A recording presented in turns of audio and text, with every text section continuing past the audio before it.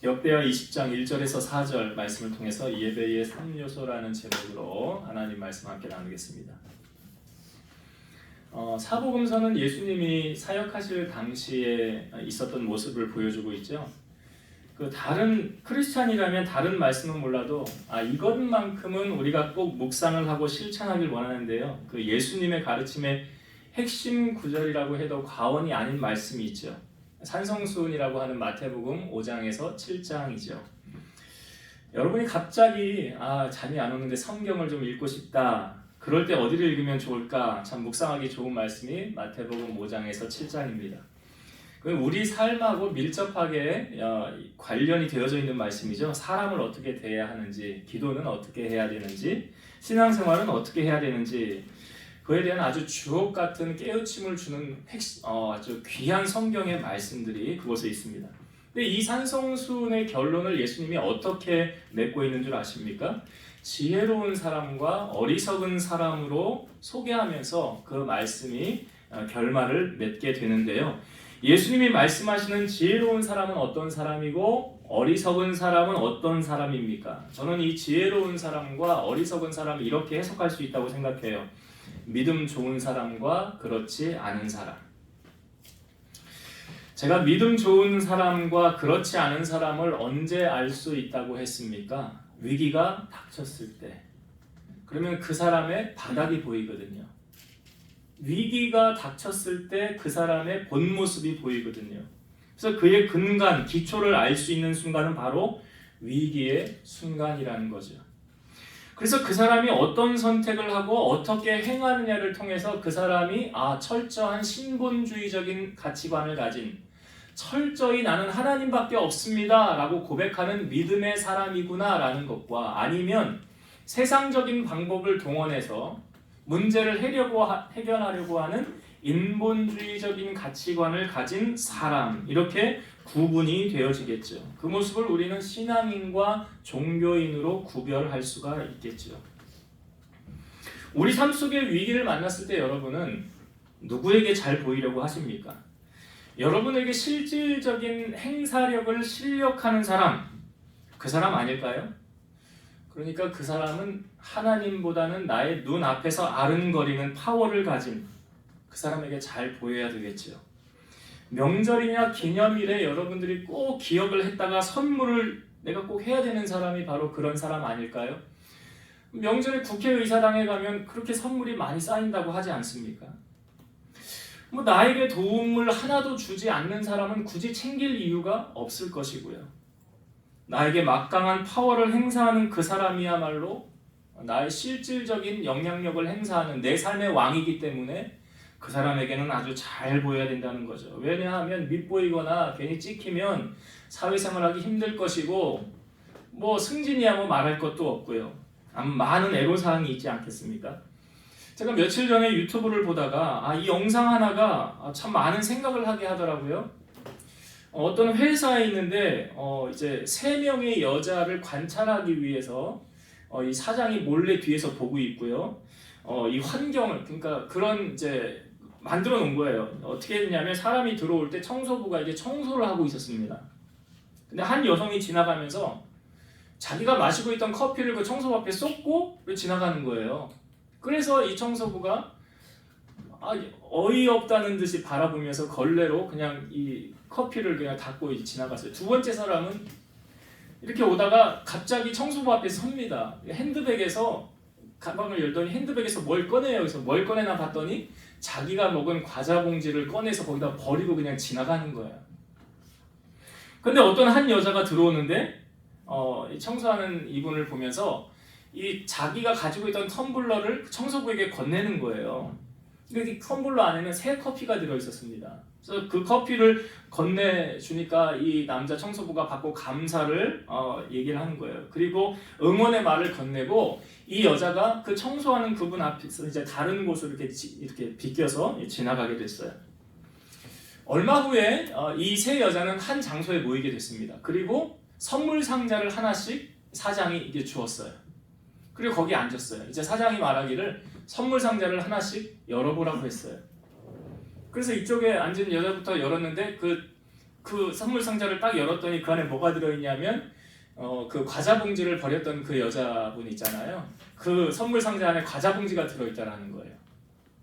그리고 두 번째 여자는 선물 상자를 열었더니 자기의 커피를 닦은 걸레가 거기 들어있다라는 거죠. 그 세 번째 여자는 상자를 딱 열었더니 종이 한 장이 들어있는데 이 회사에 당신은 합격입니다라는 합격을 원하는 그러한 종이가 들어있었다고 합니다. 그럼 뭘 말할까요? 우리에게 주는 메시지는 뭘까요? 예, 여러분 각자에게 주는 감동이 있을 거예요. 아, 행한 대로 다 받는구나. 내가 행한 대로 받는구나. 여러분 직업에는 귀천이 없죠. 성경에 보니까 부한 자와 가난한 자가 함께 모여 사는데 그 모두를 지으신 이는 하나님이시래요. 잠언 17장 5절 가난한 자를 조롱하는 자는 그를 지으신 주를 멸시하는 자요 사람의 재앙을 기뻐하는 자는 형벌을 면하지 못할지니라.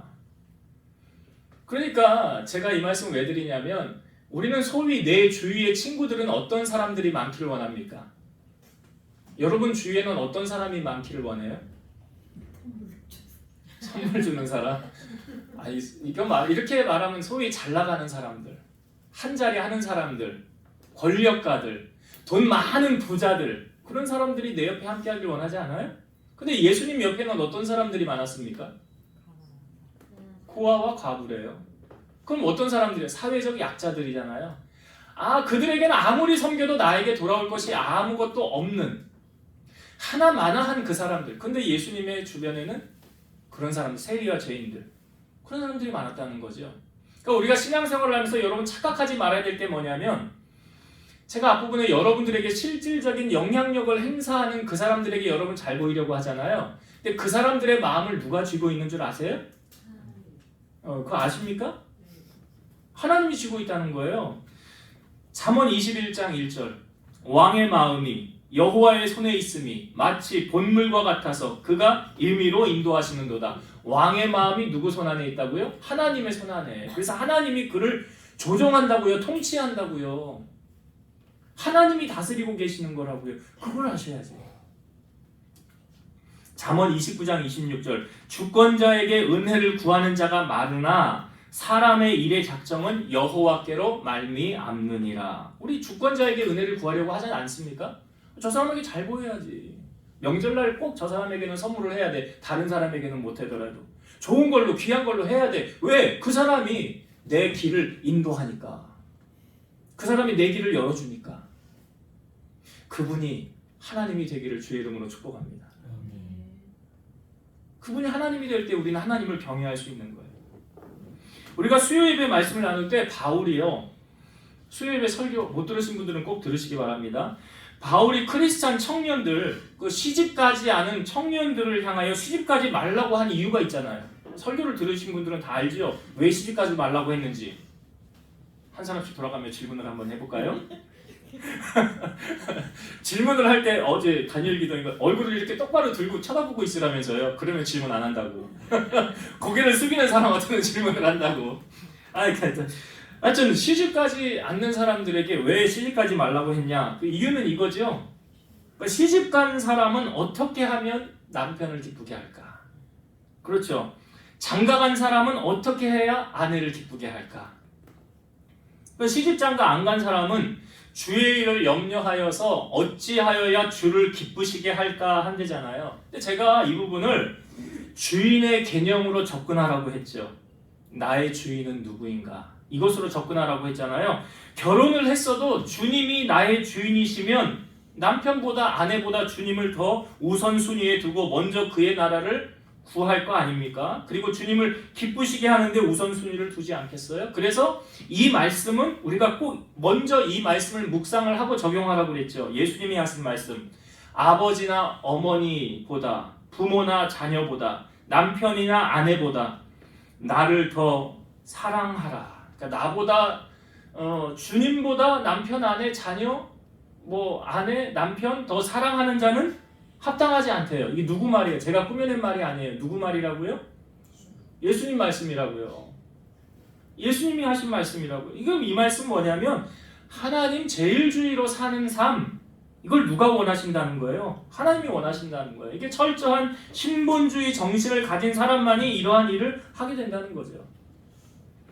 오늘 말씀은 철저한 신분주의 정신을 가진 여호사밧에게 위기가 닥쳐왔을 때 그가 어떻게 대처했는지, 또 그로 말미암아 어떤 결과를 맞이했는지를 살펴보고 우리가 함께 은혜를 나누고자 합니다. 여러분, 저번 주에 말씀을 나눌 때요, 우리의 삶에 위기가 닥치는 경우는 두 가지라고 제가 말씀을 드렸죠. 기억나십니까? 언제 위기가 닥친다고 그랬어요? 첫 번째는 하나님의 말씀에 불순종했을 때. 하나님의 말씀에 불순종했다는 것은 죄를 졌다는 거잖아요. 그러면 죄를 졌다는 것은 그 죄를 지어서 그냥 끝나는 게 아니죠. 그 다음에 뭐 한다고 그랬어요?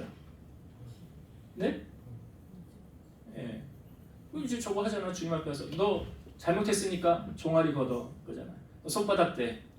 똑같이 하십니다. 하나님이. 우리가 죄를 저질렀을 때 하나님이 그냥 눈 감아 주시지 않는다는 거예요. 왜냐하면 여러분, 정말 자녀를 사랑하면 자녀가 곁길로 갈 때 아이고 잘했네, 계속 그렇게 살아, 그럼 훌륭한 사람 될 거야. 그런 부모는 정신이 나간 부모 아니에요? 잘못했을 때 어떻게 해야 돼요? 바른 길 가게 해야지. 매를 왜 듭니까? 사랑의 매라고 하면서 매를 왜 들어요? 바른 길 가게 하려고 매 드는 거 아니에요? 그냥 방관하면 그 부모로서의 책임을 다 하는 거 아니에요? 하나님도 마찬가지죠. 우리가 하나님 앞에서 잘못된 길로 갈 땐 하나님이 어떻게 사람 막대기와 인생 채찍으로 하신대잖아요. 그러니까 솔로몬도 하나님 앞에 잘못했을 때, 이방 여인들 후궁으로 들였을 때 잘못했을 때 어떻게 했습니까? 하나님이 옆 나라들을 통해서 들어서 나라를 치잖아요. 하나님 그냥 방관하고 계시지 않는다는 거죠. 왜 그런 이유가 뭐예요? 징계는 다 받는 거래요. 받지 않으면 사생활이잖아요. 여러분, 제일 무서운 징계는 뭐냐면 하나님의 무관심입니다. 넌 네 맘대로 해. 네 뜻대로 해. 너 이제 내 손을 벗어났어. 너 하고 싶은 대로 하고 살아. 하나님 만약 이렇게 하시면 그 사람은 제일 불행한 사람이에요. 근데 하나님 우리를 사랑하면 어떻게 하십니까? 사랑의 매를 대시겠죠. 그래서 여러분, 우리가 죄를 왜 멀리하라고 그러는 거예요? 그 뒤에 다가오는 후폭풍이 무섭잖아요. 우리 다윗 보면 알지 않아요? 다윗이 그렇게 하나님 마음에 합한 사람이라고 했는데 그 집안의 자녀들이 강간 사건이 일어나요. 칼부림 사건. 이복 형제가 이복 형제 죽였잖아요. 칼부림 사건 나요. 거기에 그것도 모자라서 아들이 반역을 일으켜서 아버지를 도망가게 만들어요. 아니, 이게 다윗의 인생에 있었던 일이라고요. 왜 그런 일이 벌어졌는지 아시잖아요. 다윗의 범죄로 말미암아. 그러니까 우리가 당하는 고난은 내가 하나님의 말씀에 불순종하였을 때는 반드시 그 대가를 지불해야 되는 거예요. 그래서 죄를 어떻게 해야 되는 거예요? 배격해라는 거예요. 죄의 자리 가지 말라. 그래서 시편 1편은 말하는 거예요. 복 있는 사람은 악인의 꾀를 쫓지 않고 죄인의 길에 서지 않고 오만한 자의 자리에 앉지 않는. 그 이유가 뭐래요? 하나님이 주시는 형통을 경험하길 원한다면 죄를 멀리하라. 그 다음에 두 번째, 우리 삶에 어떤 때 고난이 온다고 그랬어요? 하나님의 말씀대로 살려고 몸부림칠 때. 이건 다른 거지, 앞에 상황하고. 난 하나님의 말씀대로, 나는 하늘이 두 쪽이 나도 이 말씀대로 살 거야 라고 하는 그 사람에게 고난이 오는 거예요. 자, 오늘 여호사밧도 바로 그런 경우였어요. 오늘 우리가 읽은 20장 1절의 말씀에 보면 그 후에 모압 자손과 암몬 자손들이 마온 사람들과 함께 모여 여호사밧을 치고자 한지라. 여기 앞부분에 제일 앞에 어떻게 시작합니까? 그 후에라고 시작을 하죠. 그 후에라는 것은 그 전에 있었던 어떤 일을 설명하는 거잖아요. 그러니까 그 전에 앞부분에 사실 여호사밧이 나오는 사건은 이 앞장서부터 이제 좀 여러분 시간이 되시면 17장부터 여호사밧이 유대의 왕이 돼서 한 일이 나와요. 근데 그 앞부분에 바로 어떤 일이 있었냐면 여호사밧의 개혁, 큰 타이틀로 말하면 여호사밧이 개혁을 했대요. 어떤 개혁을 했느냐? 여기 19장 6절과 7절 한번 볼게요. 자, 역대하 19장 앞부분에 6절과 7절 말씀을 읽어볼게요. 재판관들에게 이르되 너희가 재판하는 것이 사람을 위하여 할 것인지 여호와를 위하여 할 것인지를 잘 살피라. 너희가 재판할 때 여호와께서 너희와 함께 하심이니라. 그런즉 너희는 여호와를 두려워하는 마음으로 삼가 행하라. 우리 하나님 여호와께서는 불의함도 없으시고 치우침도 없으시고 뇌물을 받는 일도 없으시니라 하니라. 지금 여호사밧이 재판관들에게 어떻게 재판하래요? 재판할 때 사람을 위하여 하지 말고 여호와를 두려워하는 마음으로 하라. 이게 뭐예요? 이게 경외잖아요. 경외. 여러분 하나님 두렵습니까? 10월 27일 예배 때 그 박한수 목사님이 처음 설교할 때 이런 메시지 던졌잖아요. 여러분 두렵습니까? 여러분 뭐가 두렵습니까? 뭐가 두렵습니까? 사람 두려워하지 말라는 거 아니에요? 마태복음 10장에도 있잖아요. 몸은 죽여도 영혼을 죽이지 못하는 자들은 두려워하지 말고 몸과 영혼을 능히 멸하실 수 있는 이를 두려워하라. 그분이 누구예요? 하나님이죠. 여러분 하나님을 두려워하는 마음 가지고 섬기셔야 돼요. 그게 경외잖아요.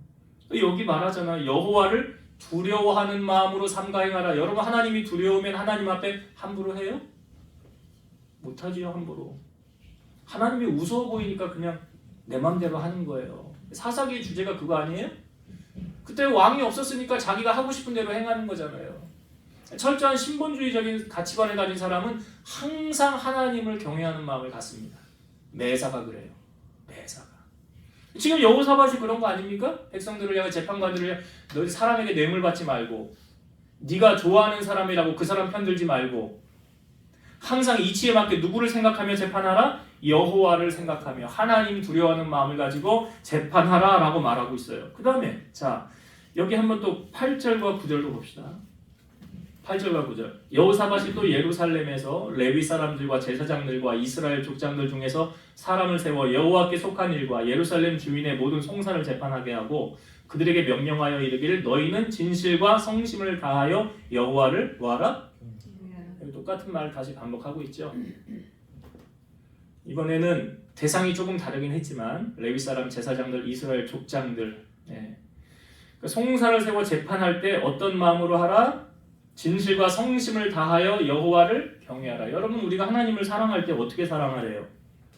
마음을 다하고 힘을 다하고 뜻을 다하고 정성을 다하여 여호와를 사랑하라. 하나님이 그렇게 사랑하는지 사랑하지 않는지 다 아세요. 모르시겠습니까? 안고 일어섬을 하시고 멀리서도 우리의 생각을 아신다고 하는데 하나님이 그 정도 모르시겠냐고요. 자 그렇게 지금 여호사밧이 뭐 한 겁니까? 개혁을 한 거잖아요. 나라를 위해서. 철저한 하나님의 나라로 우리가 세워가자. 신본주의적인 가치관을 가지고 여호와 하나님의 도움을 힘입어 살아가자. 그분이 기뻐하는 대로 살아가자. 여러분 이것이 교회 안에도 일어나야 되고요. 여러분 가정 안에도 일어나야 되고 여러분 직장이나 사업장 안에도 이런 가치관을 가지고 살아가야 돼요. 그게 하나님이 기뻐하는 사람이에요. 그렇게 살아가자고 결단했는데 그 다음에 어떤 일이 일어났어요? 연합군들이 쳐들어온다라는 소식이 들려진 거예요. 지금 여호사밧은 죄로 말미암아 당하는 고난이 아니라요.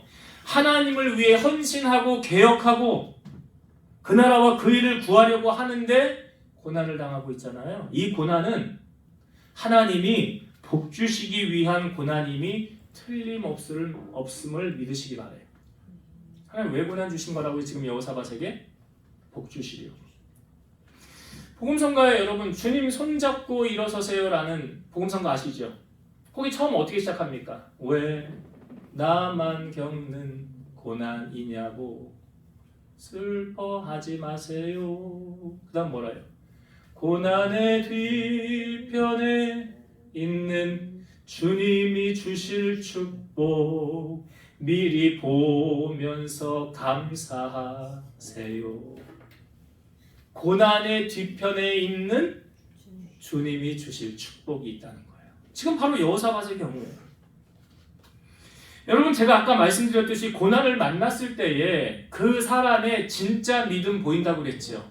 자, 그럼 여호사밧의 믿음이 어떠했는가 한번 볼까요? 오늘 우리가 읽은 본문의 3절과 4절 봅시다. 자, 20장 3절과 4절 말씀. 여호사밧이 두려워하여 여호와께로 낯을 향하여 간구하고 온 유다 백성에게 금식하라 공포하며 유다 사람이 여호와께 도우심을 구하려 하여 유다 모든 성읍에서 모여와서 여호와께 간구하더라. 자, 지금 두려움이 엄습해 왔어요. 이건 누구나 느끼는 두려움이에요. 왜? 죽을지도 모르잖아요. 이 여호사밧도 두려웠어요. 그러니까 긴급하다는 거죠. 급박하다는 상황 아닙니까? 이 상황은. 그런 이 상황에서 여호사밧이 선택한 게 무엇입니까? 자, 백성들을 다 어떻게 하래요? 금식하라? 공포했어요. 금식하라는 것은 금식하며 기도하라는 거예요. 너희 입에 아무것도 대지 말고 하나님께 우리가 한 마음으로 기도하며 나아가자. 그리고 온 유다 백성들이 뭐 했습니까? 4절 보니까 여호와께 간구하더라 그랬죠. 그러니까 이것만 봐도 어려움이 닥쳤을 때 세상적인 방법으로 해결하려는 사람과 전적으로 하나님만 바라보는 사람이 분명하게 갈리지요. 여기 신앙인입니까? 종교인입니까? 갈리는 거예요. 지금 사실요, 여호사밧에게 다른 대안이 없어요. 다른 대안이 없다고요. 그래서 우리 이런 말 잘하지 않습니까? 우리의 끝이 하나님의 시작이다. 우리의 끝이 하나님의 시작이라는 거예요. 인생의 황혼을 만났을 때 다시 일어설 수 없는 방법을 만났을 때, 그러니까 주가 일하시네도 우리 그 가사의 내용에 보면 그잖아요. 날이 저물어 갈 때, 빈들에서 걸을 때, 그때가 하나님의 때죠. 그 광야, 그 깊은 그곳이 바로 하나님을 만날 그때라는 거죠. 이사야 55장 6절 너희는 여호와를 만날 만할 때에 찾으라 가까이 계실 때에 그를 부르라. 지금 위기를 만났을 때 하나님은 우리에게 말씀하십니다. 내게 나와 구하라고요. 내게 나와 구하라고요. 너의 도움을 나를 삼으라고요. 그래서 다윗은 너무나 많은 시편에 고백하지 않았습니까? 여호와는 나의 피난처시요 환난에서 만날 도움이시라고. 왜요? 그 너무나 많은 고난을 겪었기 때문에 그 다윗이 보면 그 시편에 보면 그 시편이 너무나 많이 나와요. 지금 여호사밧이 그 마음이 괴로워서 찾아 나아간 곳이 어디입니까? 5절에 보니까 이렇게 나오죠. 여호사밧이 여호와의 전 새 뜰 앞에서 유다와 예루살렘의 회중 가운데 서서. 자, 여호사밧이 지금 어디를 향하여 나아가고 있어요? 성전을 향하여 나아가고 있더라. 사무엘을 낳은 한나가 그 분이나 그 얼마나 괴롭혔습니까? 그런데 세상적인 방법으로 해결하려고 하지 않고 한나가 해결하려고 했던 방법은 무엇입니까? 성전을 향하여 나아가 기도하는 거였잖아요. 솔로몬이 성전을 완공한 뒤에 하나님께서 솔로몬에게 나타나셔서 하셨던 말씀이에요. 네 기도와 네가 내 앞에서 간구하는 바를 내가 들었은즉 나는 네가 건축한 이 성전을 거룩하게 구별하여 네 마음을 영원히 그곳에 두며 내 눈길과 내 마음이 항상 거기 성전에 있으리라. 하나님의 마음이 성전에 있다. 하나님 계시지 않은 곳이 없어요. 사실 무소부재하시다고 하지 않습니까? 그런데 특별히 하나님께서 관심을 가지고 보시는 곳이 어디예요? 성전이라는 거죠. 초대교회도 보면 한 번도 태어나면서 걸어보지 못한 사람이 걷게 되는 사건이 있었습니다. 그 제9시 기도 시간에 베드로와 요한이 성전으로 걸어 올라가려고 할 때 앞 성전 입구에 누가 있었어요? 나면서 한 번도 걸어보지 못한 그 사람. 근데 그 사람을 향하여 베드로가 우리를 보라고 하니까 그 사람이 뭘 얻을까 하고 바라볼 때 베드로가 말하죠. 은과 금은 내게 없거니와 내게 있는 그것을 내게 주노니 나사렛 예수 그리스도 이름으로 일어나 걸어라. 그 사람이 다시 걷게 된 그 장소가 어디입니까? 성전이에요. 성전 들어가지 못하니까. 성전을 들어가지 못하니까 성전 입구에 있는 거예요. 지금 다니엘 기도회가 한창 이제 이틀 지났죠. 21일까지 매일 저녁 8시, 뭐 7시 반부터 기도하면서 준비하면서 이제 시작이 되는데요. 영상으로 우리가 교회에서 이렇게 드리지만 정말 그 김은호 목사님 했던 말처럼 현장감이 있어요. 꼭 그 교회, 저는 그런 느낌이 들어요. 꼭 그 교회에서 드리는 것 같다라는 마음이 들어요. 현장감이 있고 감동이 있습니다. 그래서 말씀을 듣고 우리가 합심하여 기도하는데요. 제가 왜 여러분 교회로 나오라고 하는 줄 아십니까? 여러분 집에서 기도 잘 되던가요? 영상을 집에서 보신 분들도 있을 거예요. 집에서 부르짖어 기도하게 되던가요? 이것저것 신경 쓰이게 되고 다른 사람 눈치 보이게 되고 집중이 잘 안 되지 않을까? 여러분 기도는요 치열한 영적 전투입니다.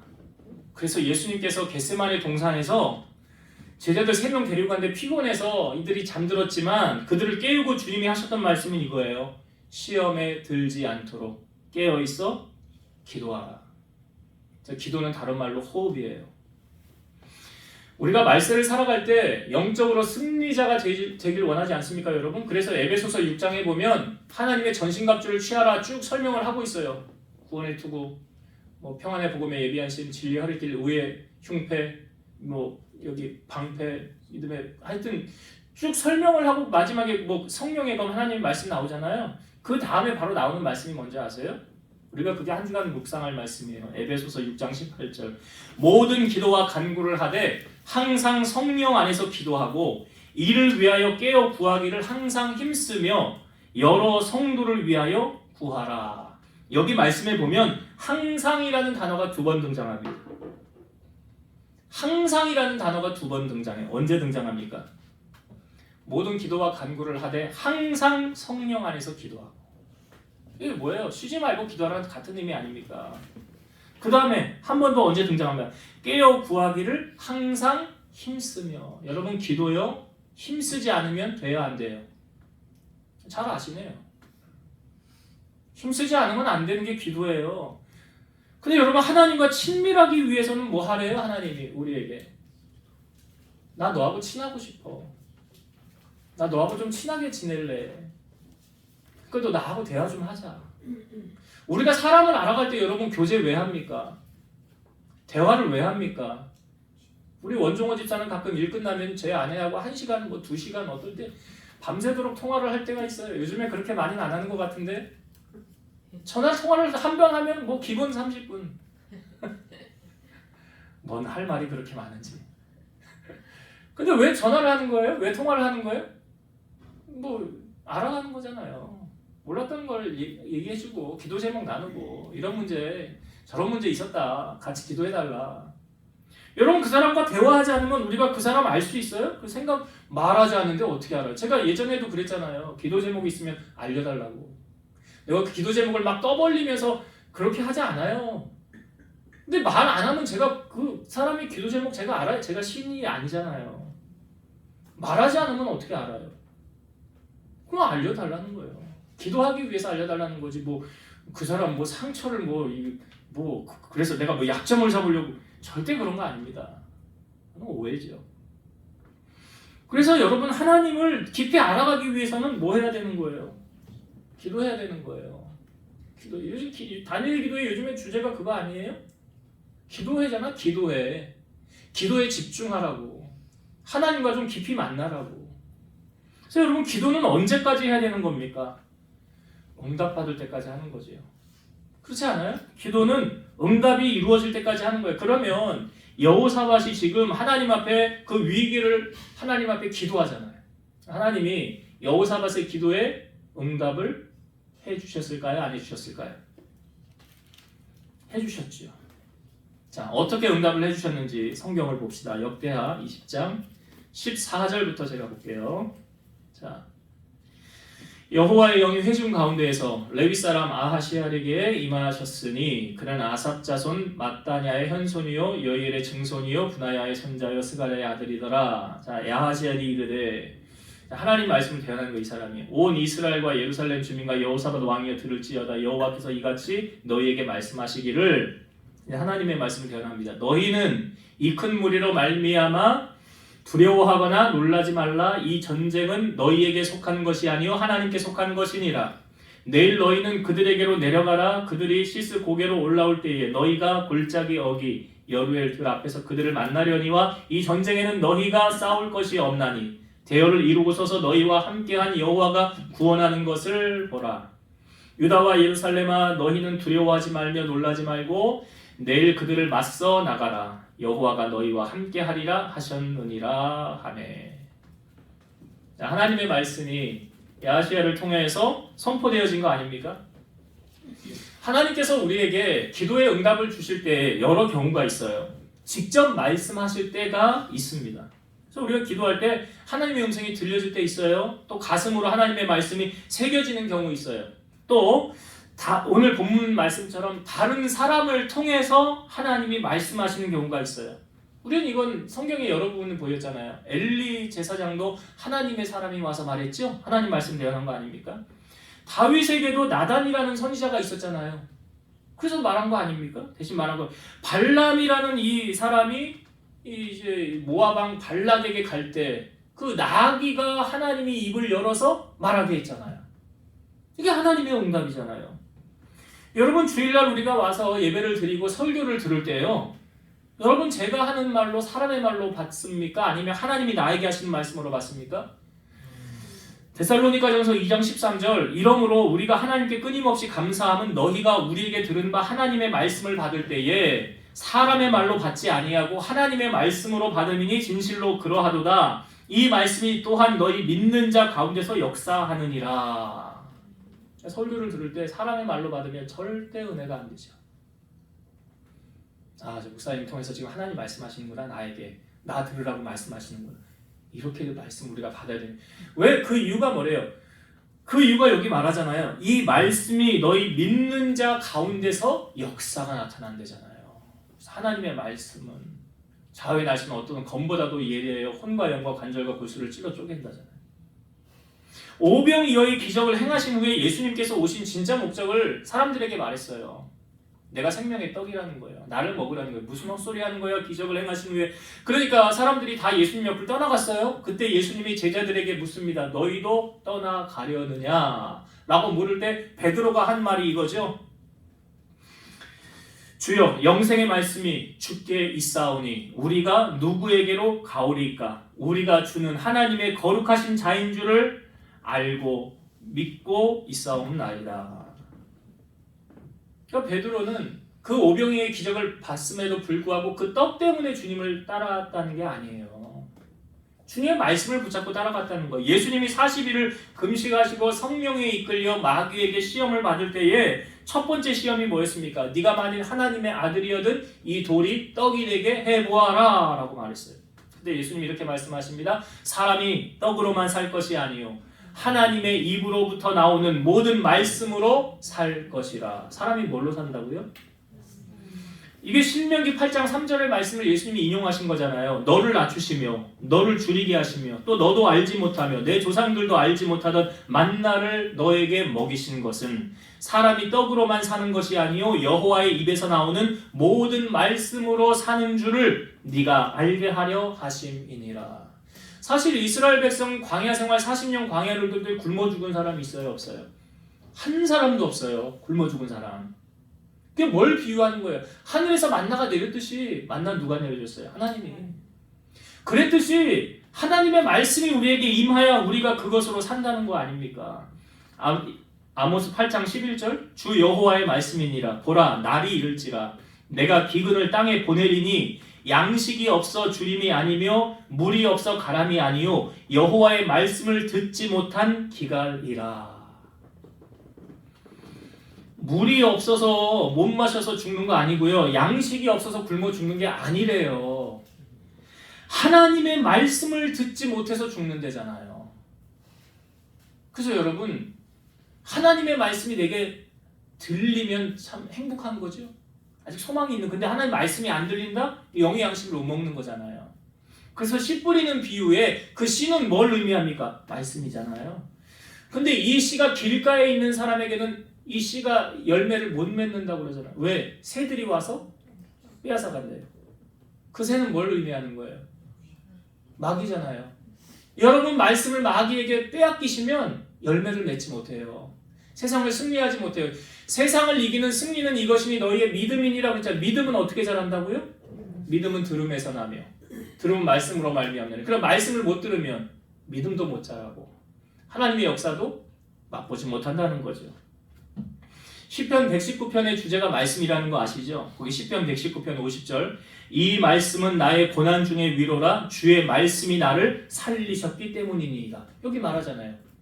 무엇으로 사람이 살아난대요? 말씀으로. 에스겔 선지자가 에스겔 골짜기의 마른 뼈를 무엇으로 일으켰어요? 말씀으로. 시편 119편 107절 나의 고난이 매우 심하오니 여호와의 주의 말씀대로 나를 살아나게 하소서. 말씀이 살리는 거예요. 엘리사가 있었던 그 시대에요. 이 아람 군대가 예루살렘을 사마리아를 둘러싸워서 어려움을 당한 적이 있습니다. 밖에 나가지도 못하고 나가면 죽으니까 그 성 안에 굶주림이 있었는데 엘리사가 그럽니다. 내일 이맘때 이제 회복될 거라고 경제가 회복될 거라고 말합니다. 그러니까 그 말을 들은 왕의 장관이 뭐라고 말하냐면 여호와께서 하늘에 창을 내신들 그런 일은 없을 겁니다. 절대로 그런 일은 일어나지 않는다는 거예요. 근데 엘리사가 이렇게 말합니다. 네가 네 눈으로 그것을 볼 것이다. 그러나 먹지는 못하리라. 그 다음날 어떤 일이 일어났냐면 그 예루살렘 그 사마리아 성 주위에 나병 환자 4명이 있었어. 이 사람들 공동체 생활을 못하니까 성 밖에서 살다가 이 나병 환자 4명이서 이러는 거예요. 야, 우리 어차피 굶어 죽느니 아람 군대에 가서 항복하자. 가서 죽이면 그냥 죽고 그 사람들이 살려주면 그냥 포로 하든지 노예하든지 그냥 먹는 거 먹고 그 사람들 말 따르자 라고 갔어요. 그랬더니 아무도 없는 거예요. 거기 아무도 없는 거예요. 가보니까 어떤 일이 있었냐면 주께서 아람 군대로 병거 소리를 듣게 하십니다. 그리고 말소리를 듣게 하십니다. 큰 소리에 군대 소리를 듣게 하셔서 이 아람 군대가 야, 이스라엘이 돈 주고 우리를 멸하려고 저 이웃 군사들을 샀나 보다. 그들이 쳐들어오나 보다 하고 급하게 이들이 도망을 간 거예요. 그러니까 거기 있는 식량과 모든 좋은 것을 다 내려놓고 급하게 도망을 가는 거예요. 그래서 이 나병 환자 4명이 가가지고 신나게 그동안 못 먹었던 거 먹고 보물을 취하고 난 다음에 말하기를 야, 우리가 저 사마리아 성 안에 굶어 죽는 사람들에게 이 소식을 알리지 않으면 저주가 우리에게 임할 것이다. 그러니 가서 알리자. 그래서 이 나병 환자가 가서 말합니다. 여기 저기 우리를 둘러쌌던 아람 군대가 다 도망가고 없습니다. 그러니 나오십시오. 그래서 사람들이 그 말을 듣고 막 이제 나오는 그 찰나에 그 아까 왕이 의지했던 그 장관 있죠. 여호와께서 하늘에 창을 냈는데 그런 일 없다고 말했던 그 사람 문 옆에 지키다가 사람들에게 깔려서 압사당해서 죽습니다. 그리고 정말 하나님의 기적대로 그 말씀대로 이루어졌는데 그 사람은 기적을 맛보지 못했어요. 그러니까 하나님의 말씀이 선포되어지면 이루어지잖아요. 오늘 여호사밧을 향하여 말씀하십니다. 하나님이 뭐라고 말씀하셨어요? 유다와 예루살렘아 내 말을 들을지어다. 너희는 너희 하나님을 신뢰하라. 그리하면 견고히 서리라. 그의 선지자들을 신뢰하라. 그리하면 형통하리라. 이 하나님의 말씀을 들은 여호사밧이 선포하는 거예요. 우리가 이 땅에 살면서 붙들고 살아야 될 것이 무엇입니까, 여러분? 하나님 말씀 붙들어야 돼요. 그래야 살아요. 사람이 살고 죽는 게 다른 데 있지 않게 예수님 말씀하셨잖아요. 예수님 말씀은 내 말이 아니에요. 하나님의 입으로부터 나오는 모든 말씀으로 살 것이니라. 그래서 여러분 말씀을 들으면 살아나는 거예요. 그러나 이 자리를 놓치면 내 영혼이 죽는 거예요. 세상의 방법으로 다 해도 회복이 안 되는 거예요. 자, 하나님의 말씀이 이제 응답이 이루어지지 않았습니까? 하나님이 어떻게까지 하라고 말씀하셨잖아요. 그리고 나서 이제 하나님께서 일하시는데 자, 하나님의 일하심이 어떻게 시작이 되어졌는지 자, 21절 한번 봅시다. 21절부터 23절 읽어볼게요. 역대하 20장 21절부터 23절입니다. 백성과 더불어 의논하고 노래하는 자들을 택하여 거룩한 예복을 입히고 군대 앞에서 행진하며 여호와를 찬송하여 이르기를 여호와께 감사하세 그의 인자하심이 영원하도다 하게 하였더니 그 노래와 찬송이 시작될 때에 여호와께서 복병을 두어 유다를 치러 온 암몬 자손과 모압과 세일산 주민들을 치게 하심으로 그들이 패하였으니 곧 암몬과 모압 자손이 일어나 세일산 주민들을 쳐서 진멸하고 세일 주민들을 멸한 후에는 그들이 서로 쳐 죽였더라. 자, 여러분 여기 중요한 말씀이 있어요. 자, 백성들이 모여서 지금 거룩한 예복을 입히고 앞에서 여호와를 찬양하게 했잖아요. 이게 뭐 성가대 아닙니까? 10월 27일 찬양할 때도 성가대가 하얀 옷을 입고 길 만들라라는 찬양을 아주 멋지게 했잖아요. 지금 그런 경우에 지금 찬양을 한 거예요. 자, 그런데 그 찬양을 할 때 22절에 보니까 그 노래와 찬송이 시작될 때에 여호와께서 복병을 두어, 이 복병이 뭔지 아세요? 성경을 잘 보세요, 여러분. 여호와께서 복병을 두어 유다를 치러 온 암몬 자손과 모압과 세일산 주민들을 치게 하심으로 그들이 패하였으니 23절 곧 모압과 암몬 자손이 일어나 세일산 주민들을 쳐서 진멸하고 세일 주민들을 멸한 후에 그들이 서로 쳐 죽였더라. 여기 복병이 등장하죠. 뭐가 복병이더라가 보입니까? 안 보입니까? 안 보이죠. 그냥 복병을 두어 그랬는데 가만히 잘 보니까요. 그 안에서 내부적으로 서로 치고받고 싸운 거예요. 자기들끼리 서로 치고받고 싸운 거예요. 여기 복병이 따로 없잖아요. 복병이 어디 하나님이 예비한 군대가 와서 이들을 쳤나? 그게 아니라요. 자기들끼리 서로 치고받고 싸우게 하신 거예요. 근데 여러분, 이 하나님의 이 일하심이 언제 시작이 되었다고 합니까? 22절. 그 노래와 찬송이 시작될 때에. 시편 22편 3절. 이스라엘의 찬송 중에 계시는 주여, 주는 거룩하시니이다.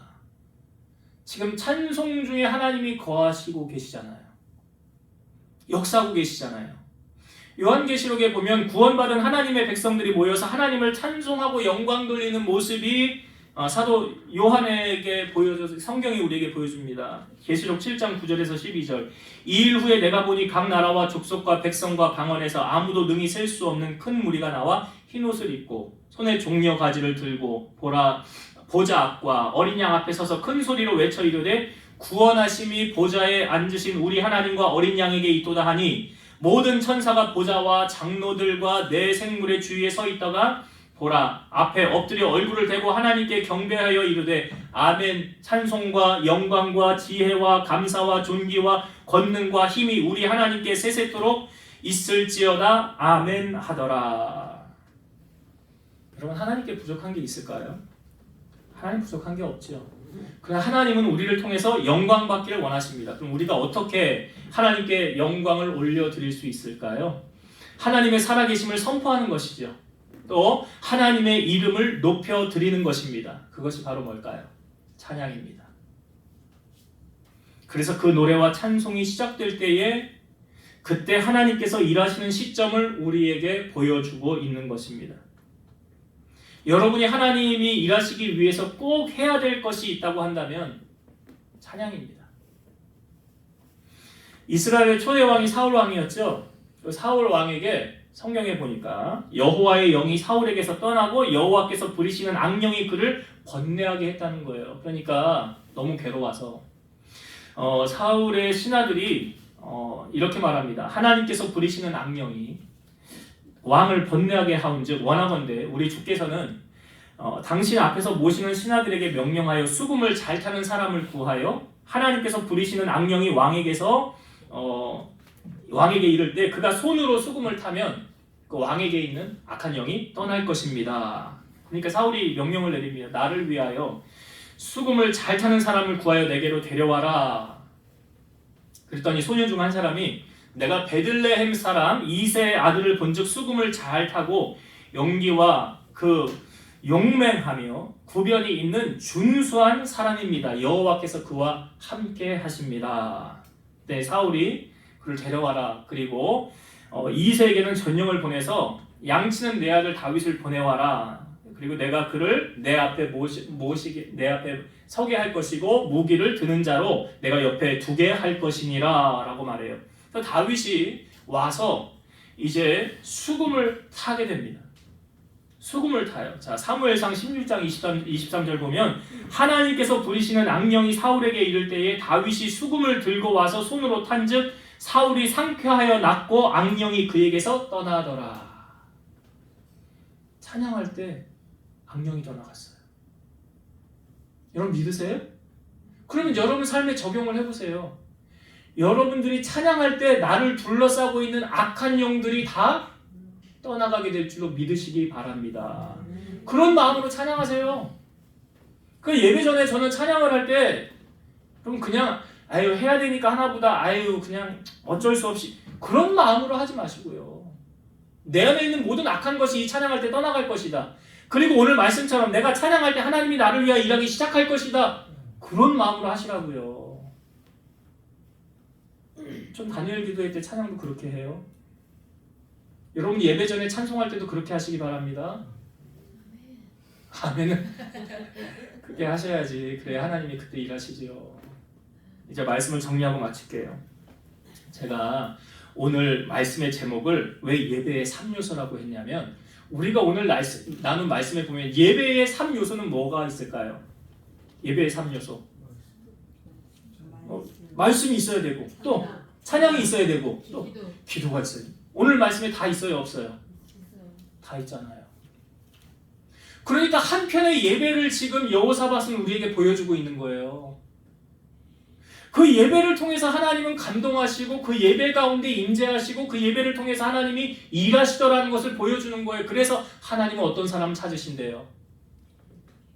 하나님은 자기에게 예배하는 자를 찾으시느니라. 하나님 예배하는 자를 찾으시느니라.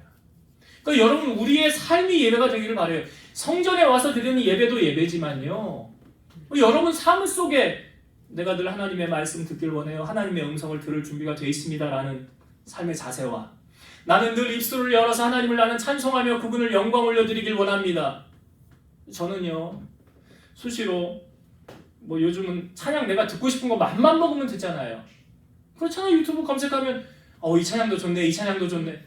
찬양 듣고, 우리가 단일 기도회 할 때 제가 단톡방에 올렸잖아요. 그 터치하면은 그날 무슨 찬양을 부르는지 거기 다 뜨잖아요. 그럼 난 이건 몰랐는데 이걸 좀 들어서 연습해야 되겠다. 알고 찬양을 하면 더 또 은혜가 되잖아요. 그래서 올린 거예요, 여러분.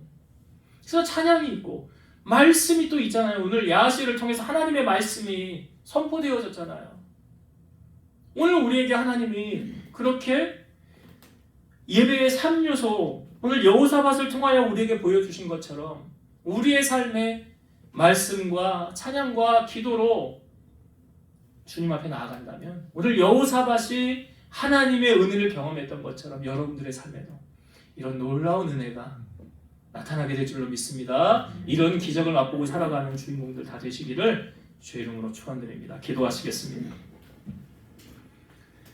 우리의 믿음이 하나님 앞에 위기의 순간 드러납니다.